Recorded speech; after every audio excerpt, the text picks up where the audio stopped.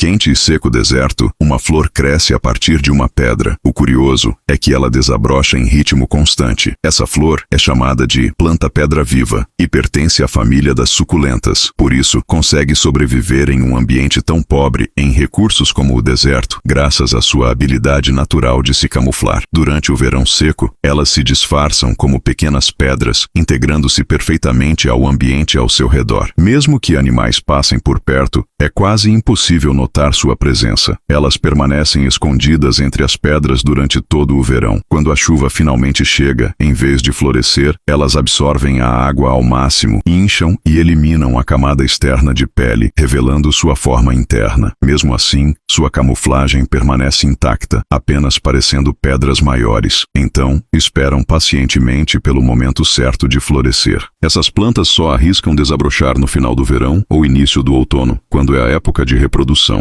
Nessa fase, elas correm o risco de serem descobertas e devoradas. O período de florescimento dessas plantas é muito curto, durando apenas uma semana. Para atrair insetos e espalhar seu pólen, elas desabrocham de forma chamativa. Após a polinização, elas voltam a se camuflar como pedras e entram em um período de dormência. No deserto, porém, existe outro tipo de planta que adota uma estratégia completamente oposta. Ao invés de se camuflar como as plantas pedra-viva, elas se exibem de forma grandiosa, atraindo animais que comem seus frutos e, posteriormente, espalham suas sementes através das fezes. Os frutos do cacto do deserto são doces e suculentos, um banquete irresistível para os animais que vivem na região. Devido ao calor extremo do dia, os cactos evitam florescer durante esse período para não murchar. Por isso, optam por florescer e serem polinizados à noite. O ciclo de florescimento desses cactos é extremamente curto, durando apenas uma única noite. Durante essa noite, eles entram em um período de intensa atividade.